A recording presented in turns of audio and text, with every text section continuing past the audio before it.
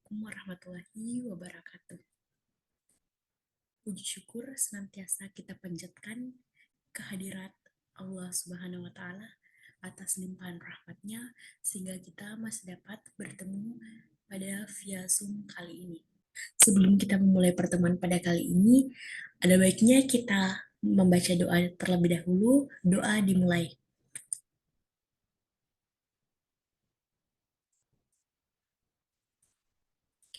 Doa selesai. Perkenalkan adik-adik, nama saya Ainul Fitri Anwar. Baik, sebelumnya bagaimana nih kabar adik-adik sekalian? Baik, alhamdulillah sehat ya. Nah, pada kesempatan kali ini, kakak akan membawakan topik materi yang berjudul mengenal jenis tipe kepribadian sebagai upaya dalam mengoptimalkan potensi belajar.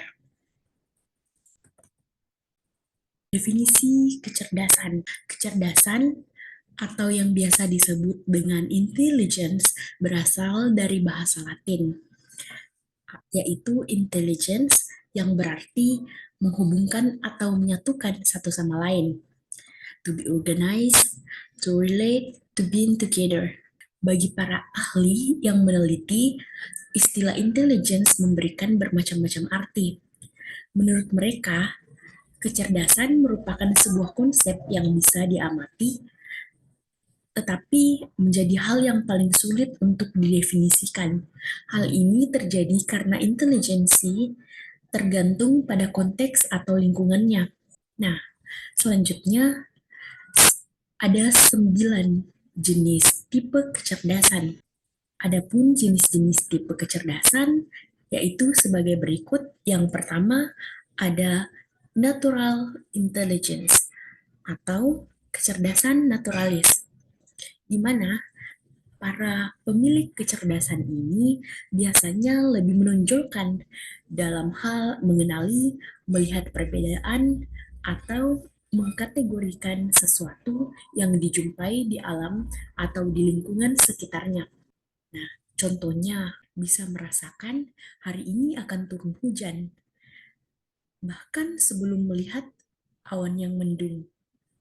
Atau bisa membedakan jahe dan kunyit dengan mudah.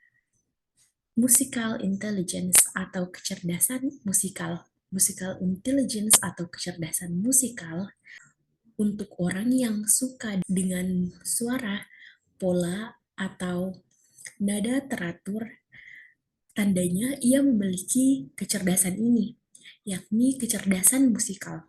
Orang yang punya kecerdasan yang tinggi di bidang musikalitas atau musikalisasi akan lebih mudah mengenali dan memodifikasi, bahkan membuat karya musik berupa instrumen lagu atau instrumental.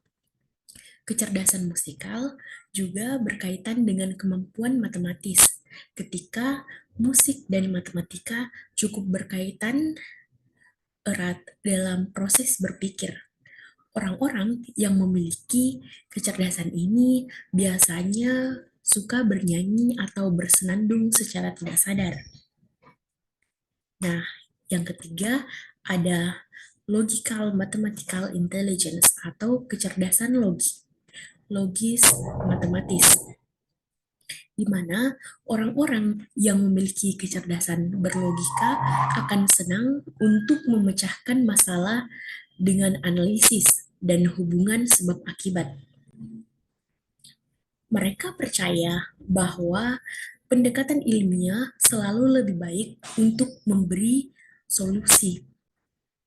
Hal yang dominan dalam kecerdasan logika ini membuat mereka menjadi ahli untuk mengenali pola numeris atau silogisme.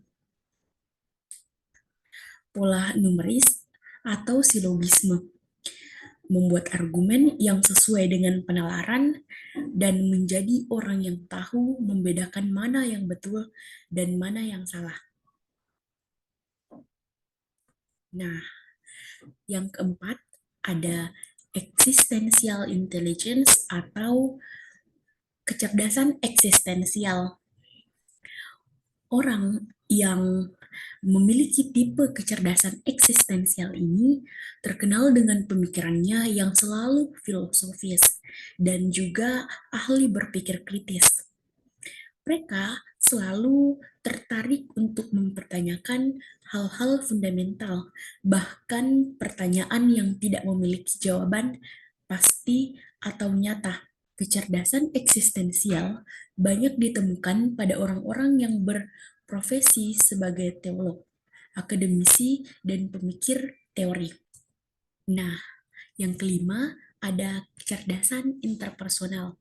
Seseorang dengan tipe kecerdasan interpersonal menyukai berbagai aktivitas yang berhubungan dengan orang lain dan berkomunikasi atau mengobrol dengan orang lain. Mereka yang memiliki kecerdasan ini juga lihai untuk mengamati perubahan mood orang lain. Orang dengan kecerdasan interpersonal tingkat tinggi bisa ditemukan pada seorang guru, pekerja sosial, atau teman yang menjadi tempat curhat banyak orang. Selanjutnya, ada kecerdasan kinestetik atau kinesthetic intelligence. Orang-orang dengan tipe kecerdasan ini sangat menyukai gerakan atau aktivitas fisik.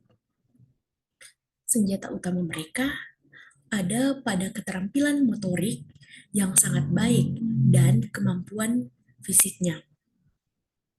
Oleh karena itu, orang-orang dengan kinesthetic intelligence ini sering unggul dalam kegiatan yang melibatkan gerakan, contohnya seperti dalam olahraga dan tarian.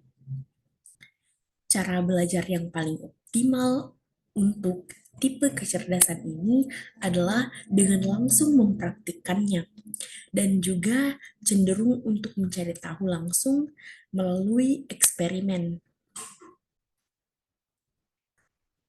Nah, selanjutnya ada kecerdasan linguistik. Orang-orang dengan kecerdasan linguistik atau jago berbahasa dan mahir dalam berbahasa serta berkata-kata. Pada umumnya, mereka sangat ahli dalam menemukan perbedaan sekecil apapun dari arti dalam sebuah ungkapan. Kecerdasan ini sebenarnya dimiliki oleh cukup banyak orang. Orang-orang dengan kecerdasan linguistik ini banyak kita temukan atau dapat kita temukan pada para jurnalis, guru, dan penyiar radio. Nah, yang kedelapan ada kecerdasan intrapersonal.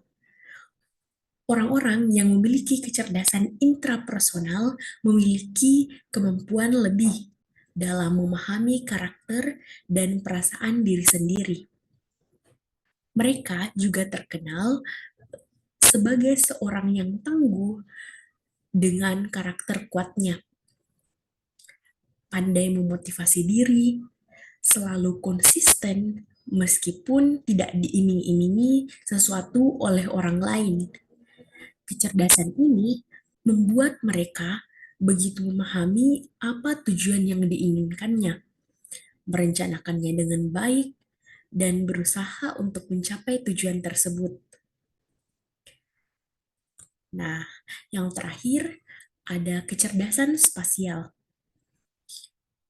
Mereka atau orang-orang yang memiliki tipe kecerdasan ini, mereka atau orang-orang yang memiliki tipe kecerdasan ini biasanya unggul dalam bidang visual, menemukan dirinya tertarik pada hal-hal berupa bentuk dan sudut pandang fisik. Umumnya, kecerdasan ini akan terlihat dalam diri orang yang pandai membaca peta, ahli menyusun puzzle, dan menggambar berbagai macam bentuk dan perspektif berbeda. Nah, itulah tadi topik pembahasan yang sempat kakak sampaikan. Bagaimana, apakah adik-adik ada yang ingin bertanya terkait dengan topik yang kakak sampaikan tadi? Baik, jika tidak ada yang ingin bertanya, mari kita membaca doa sebelum menutup pertemuan hari ini. Doa dimulai.